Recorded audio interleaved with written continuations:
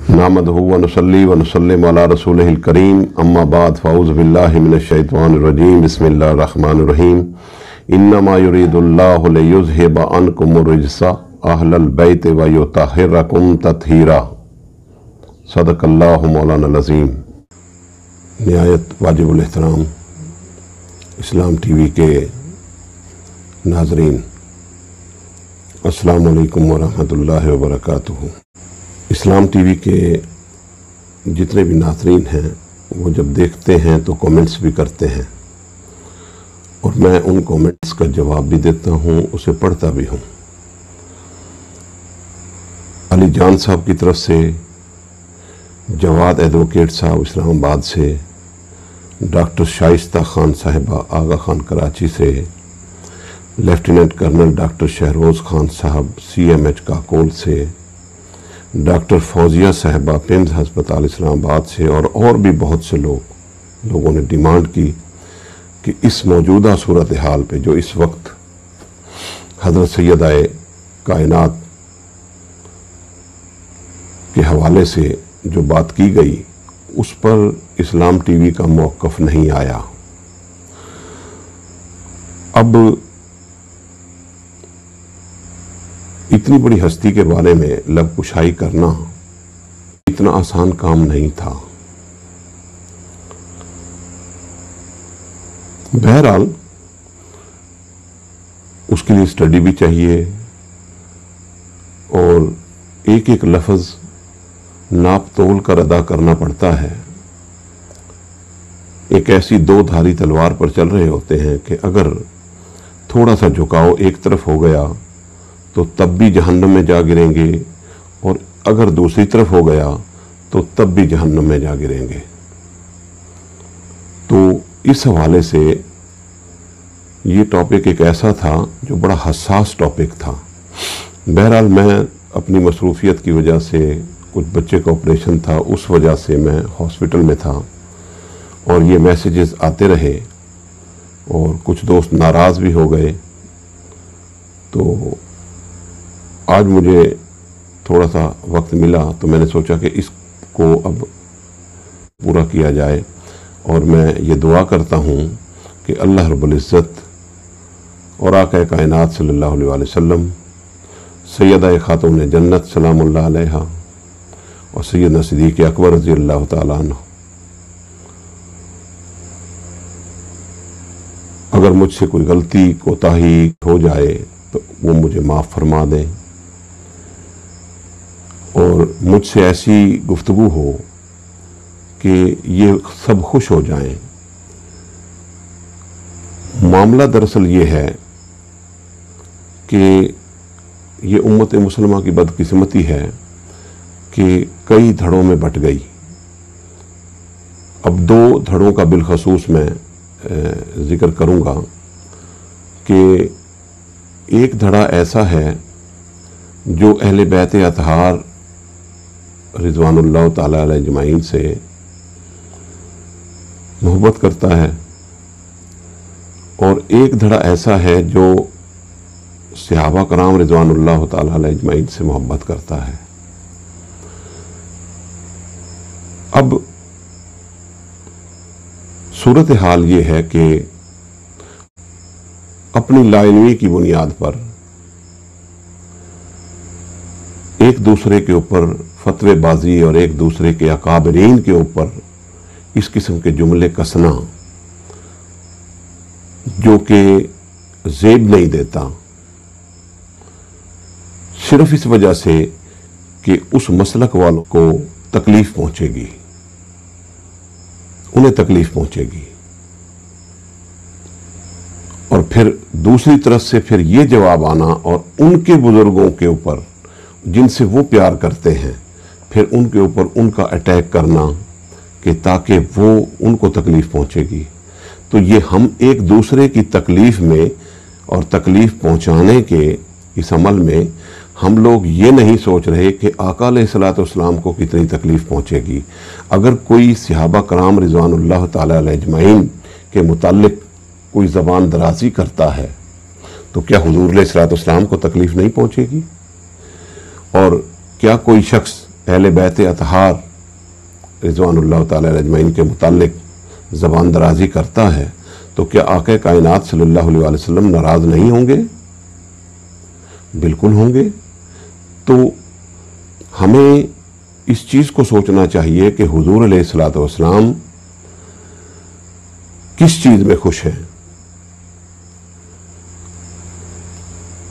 बहरहाल मैं सिर्फ इतना अर्ज कर दूं कि इल्म क्या है। अगर इल्म के साथ अदब, आजिज़ी, इनकसारी और कुव्वत बर्दाश्त का दामन भी हाथ में हो तो इल्म रोशनी है और दूर तक दिखाता है। और अगर इल्म के साथ तकब्बुर, रियाकारी, आलिम बनने और कहलवाने का शौक, नामवरी का शौक, तो यही इल्म फिर हिजाब बन जाता है, जैसा कि आजकल इन पिछले दिनों में हुआ। अब मुझे उसके ऊपर ज़्यादा बात नहीं करनी चाहिए और ना मैं करना चाहता हूँ। मैंने तो ये प्रोग्राम सिर्फ इस वजह से रखा है कि सैयदा कायनात सलामुल्लाह अलैहा की शान को लोगों के सामने बयान किया जाए। और मैं कौन होता हूँ कि उसका हक अदा करूँ, उनकी शान बयान करने का हक अदा कर सकूँ? मैं तो कतन इस काबिल नहीं, बल्कि मेरे असातिज़ा इस काबिल नहीं। कौन है शख्स जो सैयदा खातून जन्नत सलामुल्लाह अलैहा की शान बयान कर सके?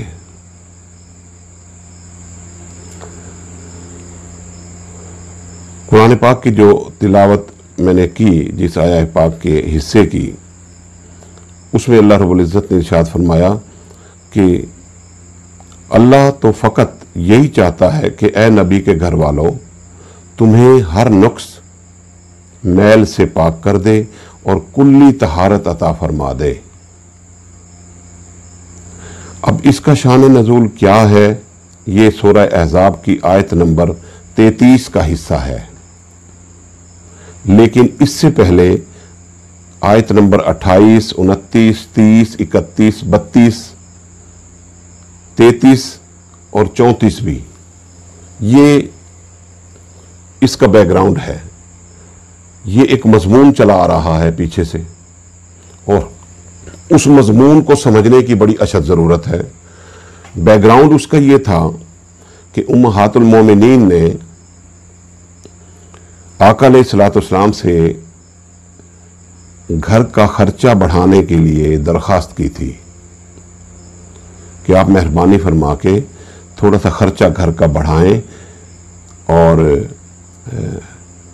उसमें यानी अखराजात तलब किए थे कि ज़्यादा होने चाहिए।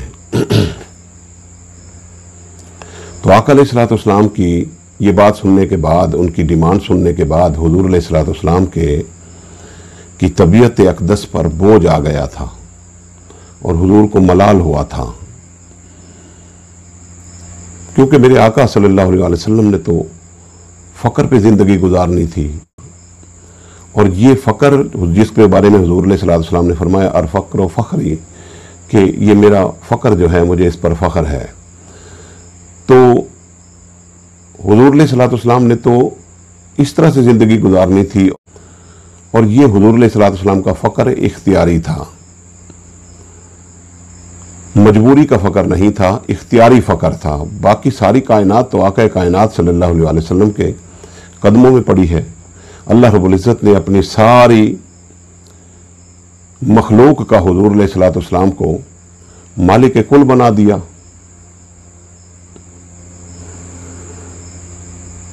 तो हुज़ूर अलैहिस्सलाम को मलाल हुआ तो इस बात का पता चला हज़रत सैयदना सिद्दीक़ अकबर रज़ियल्लाहु तआला अन्हु को। वो आए हुज़ूर अलैहिस्सलाम से मिलने के लिए, और उन्होंने आके अपनी बेटी उम्मुल मोमिनीन हज़रत आयशा सिद्दीक़ा रज़ियल्लाहु तआला अन्हा से वो सख्त नाराज़ हुए, और उन्होंने कहा कि आपने ये ठीक नहीं किया कि हुज़ूर अलैहिस्सलाम को आपने तकलीफ़ दी। खैर, उसके बाद हज़रत उमर फ़ारूक रज़ियल्लाहु तआला अन्हु आए, और उन्होंने भी अपनी बेटी हज़रत हफ्सा रज़ियल्लाहु तआला अन्हा से वो भी नाराज़ हुए कि तुमने हुज़ूर अलैहिस्सलाम को मलाल दिया है, आका कायनात सल्लल्लाहु अलैहि वसल्लम के दिल अक़दस पर बोझ आया है। तो ये तुमने अच्छा नहीं किया, ठीक नहीं किया। उधर हुजूर अलैहिस्सलाम का मलूल होना रब से भी बर्दाश्त ना हुआ और अल्लाह रब्बुल इज़्ज़त ने मुसलसल 6 आयतें ये नाजिल फरमा दी, 28, 29 सूरह अहज़ाब की 28, 29, 30, 31, 32, 33 और 34, ये 8 आयतें, 7-8 आयतें ये नाजिल फरमा दी और उसमें हुजूर अलैहिस्सलाम से फरमाया कि मेरे महबूब अपनी अज़वाज मुतहरात को फरमा दें कि अगर तुम दुनिया की ज़िंदगी और उसकी आराइश चाहती हो तो आओ मैं तुम्हें माल दूं और अच्छी तरह से छोड़ दूं, और अगर तुम अल्लाह और उसके रसूल और आखिरत का घर चाहती हो तो बेशक अल्लाह ने तुम्हारे लिए बड़ा अजर तैयार कर रखा है। फरमाया ये ऑप्शन दे दो इनको, और हुजूर अलैहिस्सलाम ने वो ऑप्शन दे दिया। जब दिया तो हजरत आयशा सिद्दीक़ा रज़ियल्लाहु तआला अन्हा को बुलाकर हुजूर अलैहिस्सलाम ने पहले फरमाया कि ये आया करीमा उतरी है और अगर तुम इस तरह चाहो तो मैं तुम लोगों के साथ ये तैयार हूं और तुम्हें दुनिया की माल और दौलत ये सब कुछ मुयस्सर आएगा, और अगर तुम अल्लाह और उसके रसूल और आखिरत को चाहती हो तो फिर तुम्हें इसी तरह फकर में मेरे साथ जिंदगी गुजारना होगी। तो हजरत आयशा सिद्दीक़ा रज़ियल्लाहु तआला अन्हा ने फरमाया कि या रसूल अल्लाह, हम आपके साथ रहना चाहते हैं, हम अलग नहीं होना चाहते, आप जिस हाल में भी हमें रखेंगे हम हाजिर हैं, और हम अपने वो अल्फाज वापस ले लेते हैं। उसके बाद हजरत हफ्सा रज़ियल्लाहु तआला अन्हा ने भी यही बात की, और फिर दीगर उम्महातुल मोमिनीन ने सब ने यही बात की कि या रसूलल्लाह सल्लल्लाहु अलैहि वसल्लम, हमें आप अल्लाह और उसका रसूल चाहिए और आखिरत चाहिए। फिर अल्लाह रब्बुल इज़्ज़त ने अगली आयतों में एक पूरा स्ट्रक्चर दिया और एक पूरा पैकेज इनायत फरमा दिया। बहरहाल उसके बाद 33वीं आयत में आखिरी हिस्से में फिर ये आया करीमा उतरी, जिसे आया करीमा ततहीर के नाम से याद किया जाता है। हजरत आयशा सिद्दीक़ा रज़ियल्लाहु तआला अन्हा फरमाती हैं कि जब ये आया करीमा उतरी तो हुजूर अलैहिस्सलाम वसल्लम बाहर तशरीफ लाए और आपने काले रंग की चादर ली हुई थी और उस पर कचावों की तस्वीरें बनी हुई थीं, नक्श बने हुए थे। इतनी देर में हजरत इमाम हसन अलैहिस्सलाम तशरीफ ले आए और हुजूर अलैहिस्सलाम ने उन्हें अपनी चादर में छुपा लिया, और फिर उसके बाद इमाम आली मकाम इमाम हुसैन अलैहिस्सलाम तशरीफ ले आए, उनको भी अपनी चादर में छुपा लिया। फिर सैयदा कायनात तशरीफ ले आईं, उन्हें भी अपनी चादर के अंदर ले लिया, और फिर हजरत अली अल मुर्तज़ा रज़ियल्लाहु तआला अन्हु तशरीफ ले आए और उन्हें भी हुजूर अलैहिस्सलाम ने अपनी चादर में ले लिया।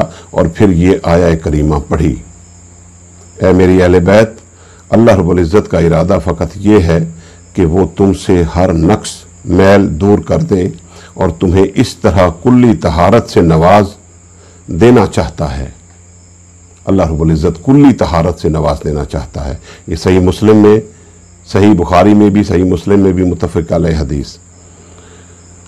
और दूसरी जगह ये आया कि जब ये आया करीमा उतरी तो हज़रत उम्मे सलमा रज़ियल्लाहु अन्हा के घर पर उतरी।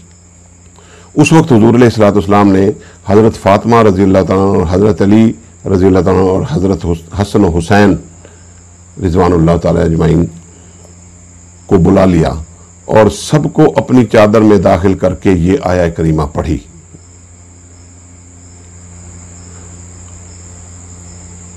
अब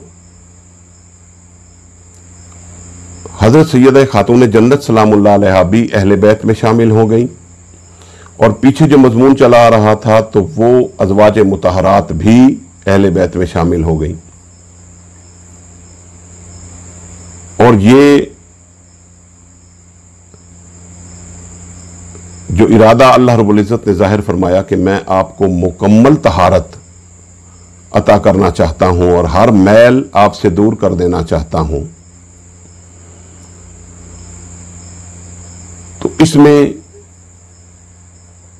तमाम उम्महातुल मोमिनीन भी आ गईं और हजरत सैयदा कायनात सलामुल्लाह अलैहा की फैमिली भी सारी उसमें आ गई।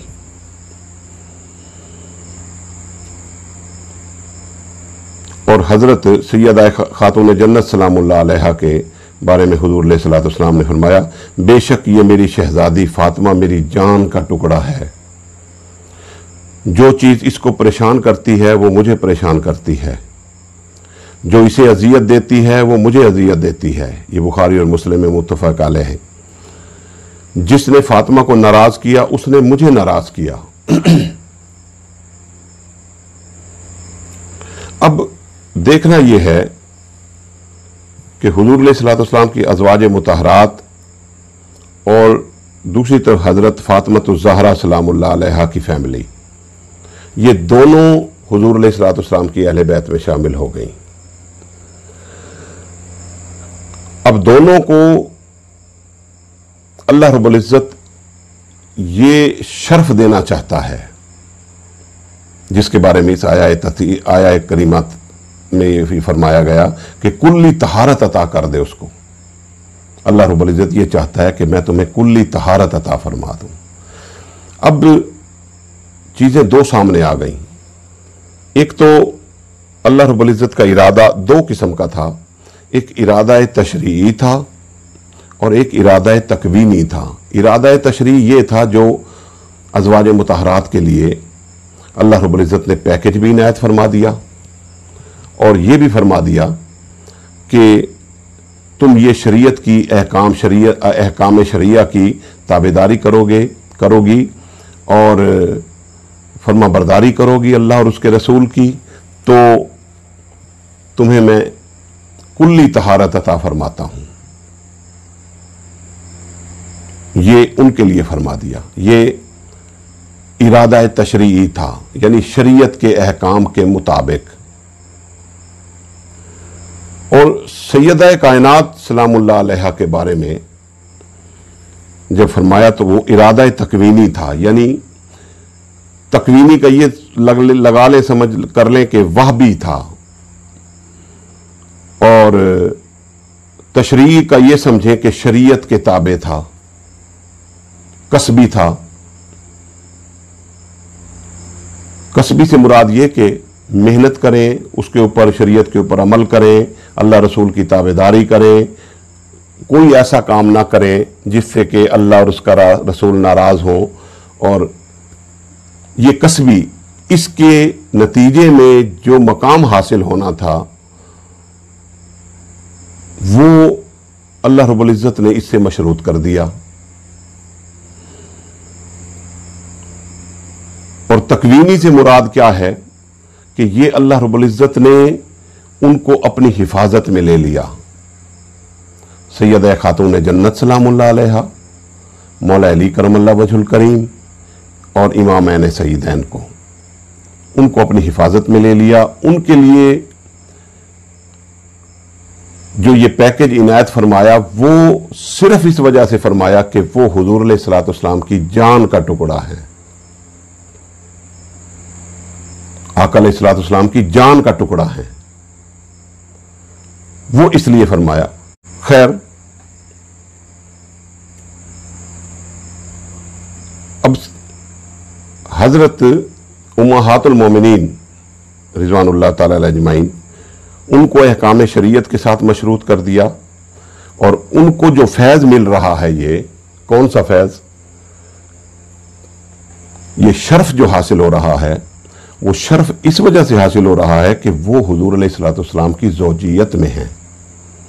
उम्महातुल मोमिनीन को, उनको ये शर्फ कि उनको पाक कर दिया जाए, उनको साफ कर दिया जाए, मैल कुचैल से साफ कर दिया जाए, तो ये शर्फ जो उनको मिला, तो ये हुजूर अलैहिस्सलातु वस्सलाम की ज़ौजियत के होने से ये शर्फ मिल रहा है। और सैयदा कायनात सलामुल्लाह अलैह को ये शरफ जान का टुकड़ा होने से ये शरफ मिल रहा है कि वो हुजूर अलैहिस्सलातु वस्सलाम की जान का टुकड़ा है। अब वो फैज़, आका अलैहिस्सलाम का वो फैज़, वो उस जान के टुकड़े में भी आएगा। अल्लाह रब्बुल इज़्ज़त ने फरमाया व रफ़अना लका ज़िक्रक, ए महबूब हमने आपकी शान को ऊंचा फरमा दिया, ऊंचा कर दिया, आपकी खातिर ऊंचा कर दिया। अब उसका फैज़ भी हज़रत सैयदा खातून जन्नत सलामुल्लाह अलैहा को आएगा। और इसी तरह वलल आखिरतु खैरुल लका मिनल ऊला, कि ऐ महबूब तेरी हर आने वाली घड़ी पिछली घड़ी से बेहतर है। इसका हिस्सा भी, फैज़ का हिस्सा भी ये सैयदा खातून जन्नत सलामुल्लाह अलैहा के हिस्से में आएगा। तो अब ये बात अच्छी तरह समझ लेनी चाहिए कि ये दोनों यानी उम्महातुल मोमिनीन भी और हज़रत सैयदा कायनात सलामुल्लाह अलैहा और उनकी फैमिलीज, उसमें इमाम हसन अलैहिस्सलाम, इमाम हुसैन अलैहिस्सलाम और मौला अली करमल्लाहु वजहुल करीम, ये सब उसके अंदर यानी हुजूर की अहले बैत में ये लोग सब शामिल हैं। दोस्तों, इसमें अब मैं इस गुफ्तगू को इस जगह पे ख़त्म करके और इंशाअल्लाह कल दूसरी गुफ्तगू को इसी गुफ्तगू के साथ मिला दूंगा, और वो बागे फदक का जो मसला है उस पर भी कल इंशाअल्लाह कुछ गुफ्तगू करेंगे। अल्लाह रब्बुल इज़्ज़त हमारे हाल पे लुत्फ़ व करम फरमाए। अस्सलामु अलैकुम।